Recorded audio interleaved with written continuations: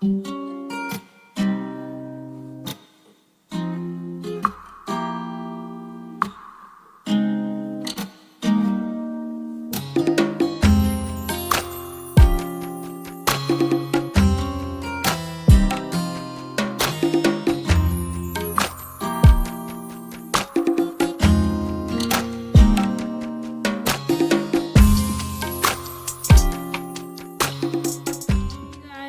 what's up? I was inspired by a conversation happening in in the women of color group about marriages. So I'm not necessarily doing that conversation yet because I believe that it requires a little more time, energy, effort, all that good stuff. But I do want to talk about what it means to be dating. I don't know that that conversation is discussed enough, specifically around the idea that dating has changed. What it means to be dating has changed. And I don't think that's something we readily discuss. I think it's something that people try to figure out as they go along. And then there's a lot of misunderstanding about what's happening in their relationship. So they get how they get. So let's get into it. What does it mean to be dating? Listen, I think it means different things to different people. So for example, when I talk about dating, I mean, you are kind of playing the field, if you will. That doesn't mean that you're specifically seeing one person. So when I reference dating, that means all of your eggs are not in one basket, which I think people tend to do too quickly. Like they too quickly invest in something or someone that is not invested in them. Or they invest in something or someone that may not meet their standards of investment. And by the time that they've done that, they're then resentful for not getting what they wanted or needed out of it, blaming it on the other person when it's really not their job to determine your standards or if they meet them or not. And the whole process of dating, or the point of it, is to determine investment. You know, is it worth my time? Is it worth my effort, energy, love? Is it worth all of those things? Is it worth me investing in that person? And if they're not, why invest? But it's almost like there's this weird thing happening where people don't date anymore. They go out, they meet someone, and they instantaneously determine whether they're going to move forward in a committed relationship or not. How do we get there? I'm not saying there's not love at first sight. I'm not saying there's like not instantaneous connection and all of those things. But that also leads to these very ineffectual, tumultuous relationships where two people are on two different pages, and then they have committed to someone without exploring their options or themselves. So again, what do I mean when I say dating? I mean, dating is just that. Let's allow ourselves to explore, to experience, to share. But we don't have to commit to anything. We're not on a timeline, if you will. Are there times down the line where people are expecting you to make a decision? Sure. But if we're dating, in my definition of that, I'm not making a decision about anything other than we going out or not. We talking or not. Like what is there? What are we making a decision about? When we aren't a we. What do you guys think about this whole concept of dating? It has changed. It has changed. I do think this requires a bigger conversation. Absolutely. I just kind of had that on my mind because one of the questions in one of the groups I am in on Facebook was why have marriages changed? Why aren't they lasting like our grandparents? And I really want to get into that. Because I think, again, it requires a bigger conversation. But I just was thinking it starts there. It starts at where we meet these folks, how we meet them, what we do in the meantime, what signs we ignore, what space we ourselves are in, and how that looks moving forward. Because that also determines the people we choose. Do we overlook things? Do we accept things we really shouldn't, for our sanity, are we then accepting like limits and boundaries that we don't intend to experience, but we do? So it just depends on the person. It depends on like the experience, but that is what I am noticing, that people don't know their worth. So they get in these relationships for which may meet them where they are at the time, and then they outgrow them. But instead of acknowledging that you've outgrown something or someone, you want to stay stuck in that space, and you want to force them to move with you. They don't have to. They really don't. They don't have to do anything. You have to determine whether that's worth your continued investment or not. But not punish them for staying. I need to say that out loud. Punishing someone for not meeting our standards, that's not on them. That's on us. When we want you to do something or we need you to do something, it's still your choice. Can it be disappointing? Can it be hurtful? Can it like be all those things? Sure. But it's our standards. If you don't like them, or if they're not working for you, change them. If it's not the changing of the standards that needs to happen, it's the person, then change that. But just putting yourself in this position where you go into a date making them your husband or your wife or whoever, like, that's dangerous. You're putting a lot of pressure on the person that you're dating. You're putting a lot of pressure on the person that you're dating. That's undue. You don't owe each other anything. If you are on a timeline, then that would be safe to acknowledge. That would be necessary to acknowledge. But that also can put you in a space of desperation. So I'll leave that at a period.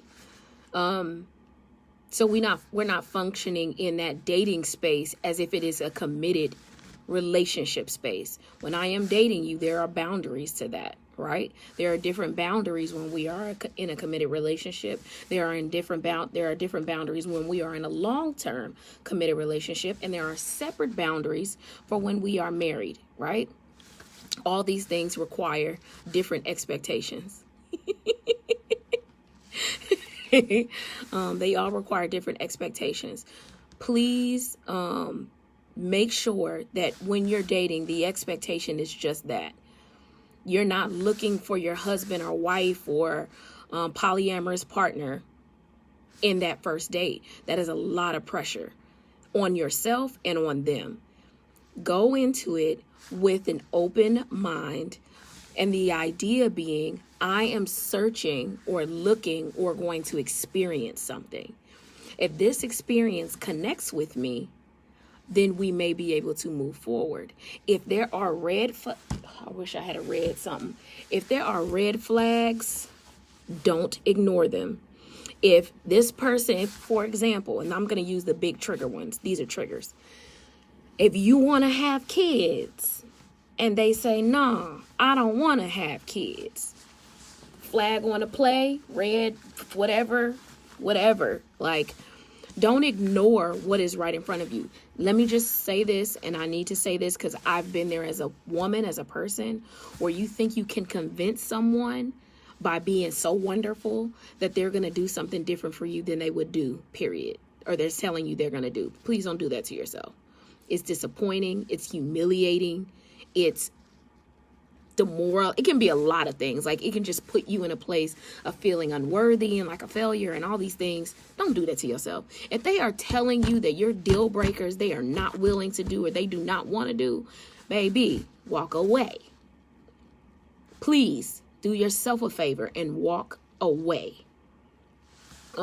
Because here again, you're going to put yourself in a position to be disappointed, angry, frustrated, then trying to make them into the person you want them to be when they told you that's not who they were from the beginning. Oh, they told you that. Just listen to them. Let them talk. A dating experience is supposed to be an exchange, not a one-way conversation. When they tell you, listen, adhere. If you say, I want to, let's see, for example, if you're someone who says, I want to explore outside the relationship, I want a committed relationship, but I kind of want to have someone on the side. Okay. If the person is telling you it's a no-go, listen, adhere to that. If this person is telling you that I struggle with monogamy, I struggle with being faithful to one person, and that is something you require, do further exploration. I'm not saying that may be like a complete be all end all, but if they are still struggling, why? There is no person on this earth that can change some things that are nature, okay, or learned. The person has to change it themselves. They have to be willing. And again, I know we can say, oh, this person will sell me a dream. They will sell me this. They will sell me that. You can only fake it for so long. And let's be clear. There are signs. Pay attention. Their effort, their consistency, their persistence. What I have found too is there is a lot of men, and I'm not picking on you. Please comment if you'd like. There are men who are conditioned at this point to sit back and let the female do the work, because that is now the social standard. Men are not challenged to do the work. We expect that they will, but then we do it for them. What message does that send?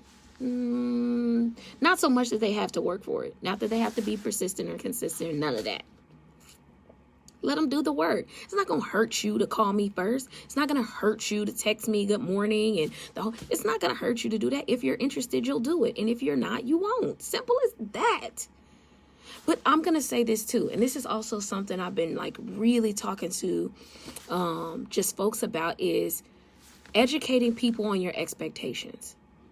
Sometimes people just don't give you what you need because they don't know either how, or they haven't been expected to do it before. So if that is the case, just simply say what you need, right? Hey, my expectation is this. I do expect that you initiate conversation. I do expect that, you communicate well if we're not going to meet, or if we just say that. Just say that. So at least they're not guesstimating what your needs are. Because I think that we do expect that people just know things, and they don't. They really, really don't. Dating, expectations around dating, social interaction, all of those things are so complex for a lot of people, and we think they have skills that they don't have. So when you go into, okay, I want to date, I want to share, I want to get to know someone, don't expect that they know what you need. Don't expect that they know how you expect them to behave, because they don't.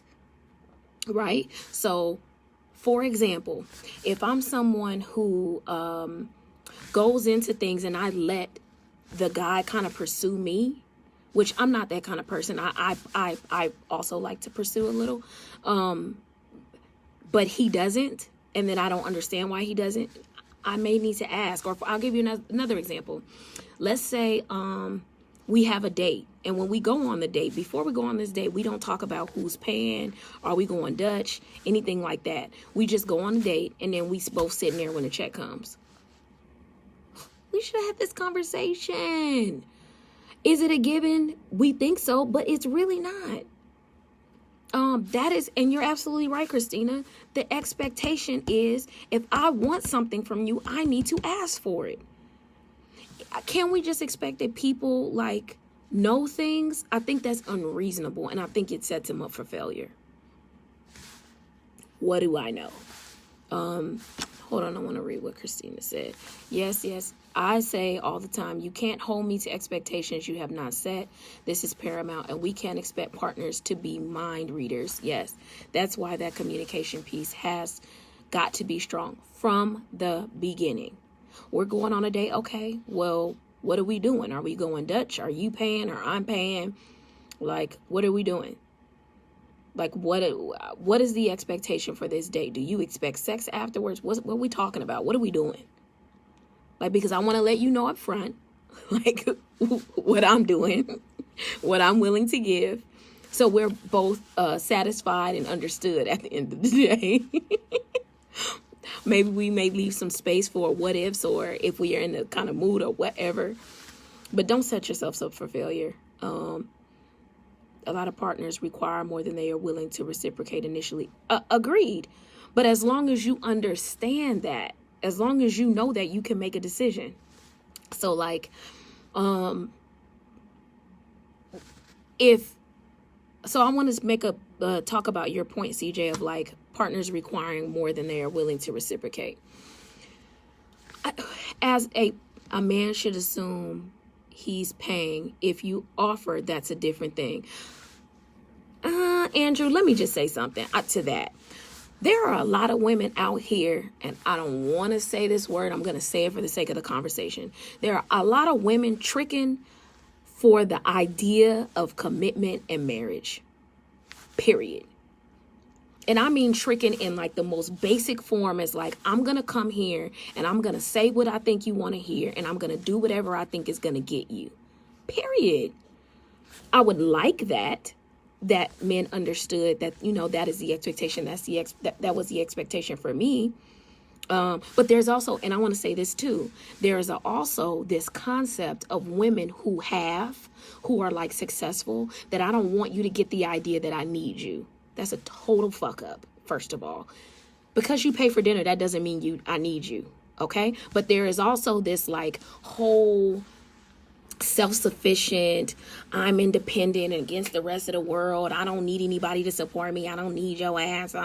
No, you don't need them, but a man also wants to feel like a man in a relationship, right? There is an ego tied to that. There is a nurture experience tied to them being able to feel like an equal and or the man in the relationship, or the provider. So that if the message you send from the beginning is that I don't need your ass, well, why am I here? Why are we even on a date? What is the fucking purpose? Like, real talk. Let's just get straight to the shit. Like, why are we doing this? So you need me to have sex with you. You need me to produce sperm for a child, but you don't even need me to be a man. Is that what you're saying? I just want to throw that out there. But, so yes, whoever initiates the date should assume they're paying. I'm going to say this, and I'm going for this. Don't assume anything. Go into it asking questions. Be curious about people. Don't assume that you know them already. Ask the question. So we're going on this date. What does that mean? Am I paying or are you paying? Let's talk about it. Like, I would prefer that you pay. That is my expectation. However, what is your expectation of what's about to happen? Like, because the whole talking thing, what the hell are you talking about ahead of time? Those are the things you're not talking about. Ooh, I could do a whole conversation around this and how toxic it can be to individuals in their relationships. Yes, because listen, check this out. How you start is how you finish. Facts.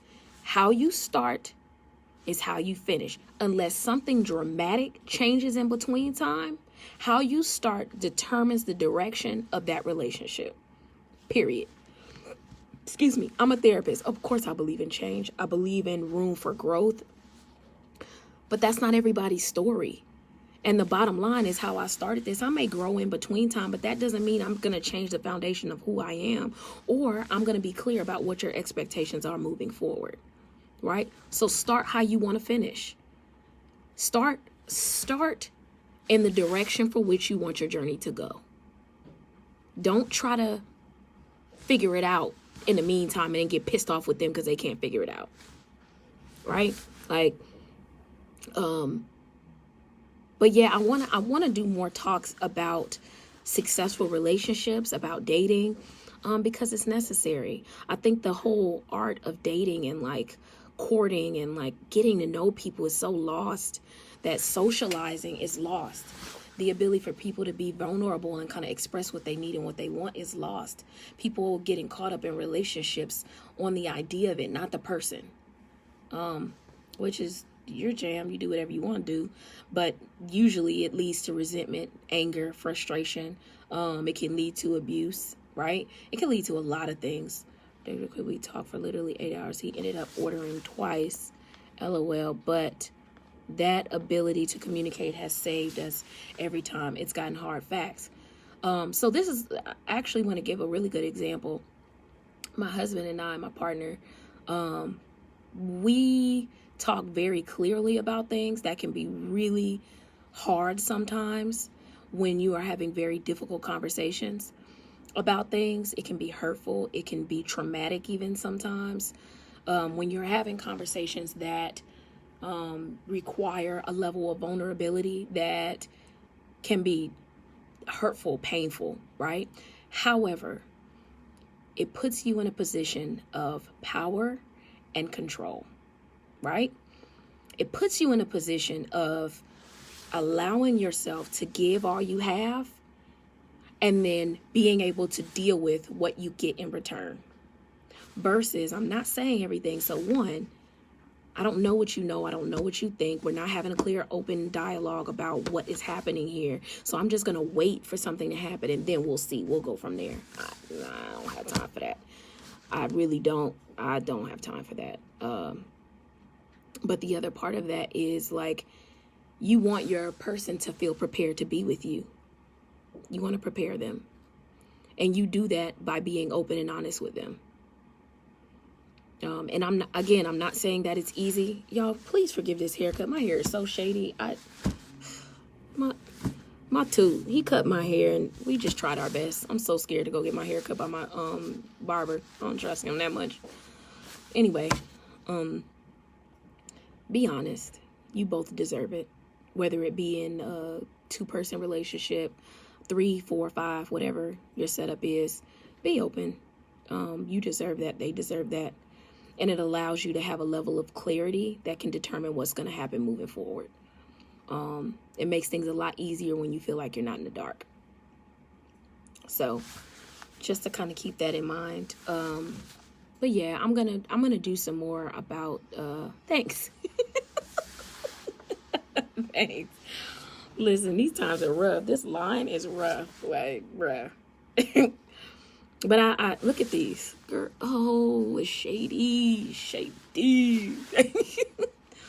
But yeah, we're gonna talk more about this. And as a matter of fact, I want to do a live where it'll be more than one person, and I'm gonna do some panel talks moving forward in the next hopefully couple of weeks. So y'all look out for that. I'm just trying to find some panel members. So if you're open to that, please let me know. We're going to do it virtually so you guys can be a part of that. But I think one of the most important building blocks to rebuilding our community is to have a community and to have a space where we can talk honestly with each other, building relationships by educating people on what that means. So I do want to invest a lot of time and energy and money into that. And I love the idea that we can impact people all over the world by just doing something like this. That's really cool to me. And there's so many really beautiful, important, knowledgeable people just with y'all here on the live. So I will definitely reach out if you're interested, but I want to have more of these talks because I think it's important for males and females alike. And I think that also starts with self-esteem. A lot of us don't believe in our worth, so we allow people that are, let me choose my words.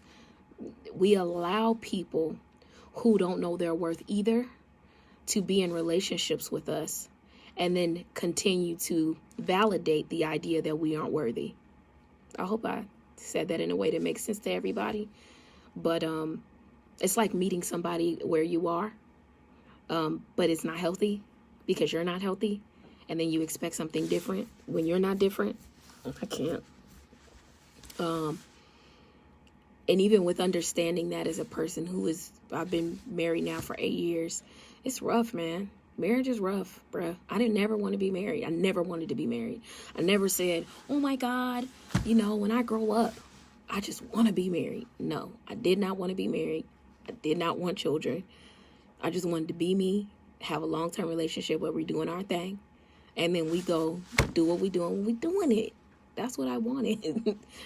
So now that I am in a marriage and have been for 8 years, I had to change the way that I behave. I was naive And I think about like just the 19-year-old me, the 25-year-old me. I was naive. I was vulnerable in a very unhealthy way. I didn't know who I was or my worth. I didn't understand the worth of my partner. I didn't understand what it meant to be an African American man and what that meant to him committing to me. I didn't understand that. I didn't understand my value as not just a person, but a woman, and what that meant about agreeing to have a child, because that's a lot, especially when that's not something I wanted. She's the best thing that ever happened to me. However, it was a huge adjustment.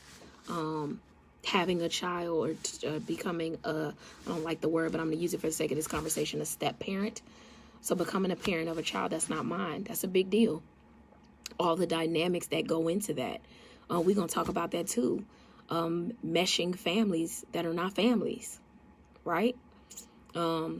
Creating a mixed family out of people who don't know each other. How do you do that?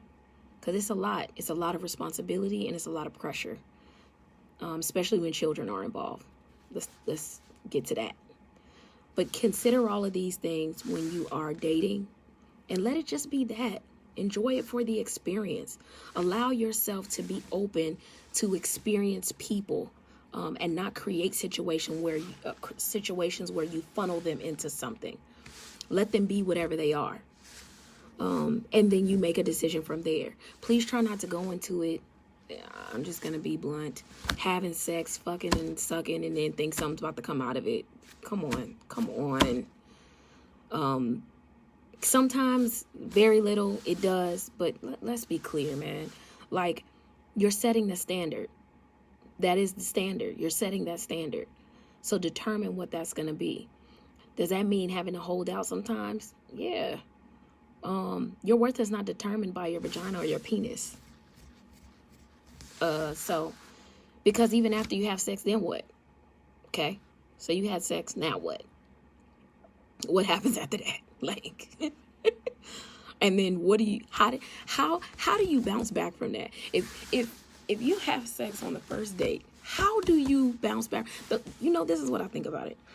Think about like going to see a sequel, right? You saw the first one, they came out with a sequel. How do you beat that? You don't. There are very rare times when the sequel is better, like Endgame or something. Like, you can't top it. Like, it is supposed to be a build-up, right? Not a let's get to the shit and then you're done. Like, first of all, you're worth more than that. Second off, people out here is nasty as hell. Thirdly, you need to know who and what you're dealing with. And when you let them in your body, you let them into your spirit, into your energy. So be clear about that. Like, they may talk a good game. They may look wonderful. They may be all of those things. But they may not be what you deserve and the type or valuable individual that deserves to be in your space, in your energy, in your spirit. They may not deserve all that. They may just deserve a good movie or a dinner or a laugh or two. Thanks. Like, period. But, yeah, I want to have more open conversations about dating. I want us to feel free enough to kind of talk through our struggles so we can support people on their dating journey and moving forward. I mean, I think that's our duty to each other. It's us loving each other enough to share information and being vulnerable enough when we have questions about things or when we're doing something that doesn't appear to produce what we're looking for. I really want to do that. I want us to allow ourselves to be open, because I want to say this too. There are some open relationships happening, but people are too fearful of judgment to be honest about those. And I get it. But open relationships, that's your jam. Do what you do, boo. Do what you do. If it works, this is what I will say. And I'm going to close with this. If it works for you, it doesn't matter if it doesn't work for anybody else. If you and the person or persons with an S you are in a relationship with, if what you're doing is working for y'all, then it's working. You don't need the validation from anybody else to determine whether it's working or not. If y'all are in a multi-person relationship, and it works, it works. If you guys are in an open marriage and it works, it works. If you guys have or sleep in separate rooms, if it works, it works. If you guys live at separate homes, if it works, it works. You do not need validation to determine the value or the setup of your relationship. We're not in those kind of times anymore. You determine what your relationship should look like with your partner and leave it at that. And everybody doesn't always need to know what the hell you're doing. One, because it's none of their business. But two, they may not understand. So then you'll get this unnecessary back and forth that really is not necessary. It doesn't matter what they think. But, yeah. So we're going to come back with some more dating talk. But I hope you guys enjoyed it. I love y'all so much. Let me know if you have any more topics you want to talk about. I try to use a few minutes after my sessions. But it's almost, I know my intern is done and might maybe waiting for me. So it's a little while after, but I just want to tell y'all, thank y'all. Love you guys. Appreciate you. I'll be back live with you hopefully this week. Peace.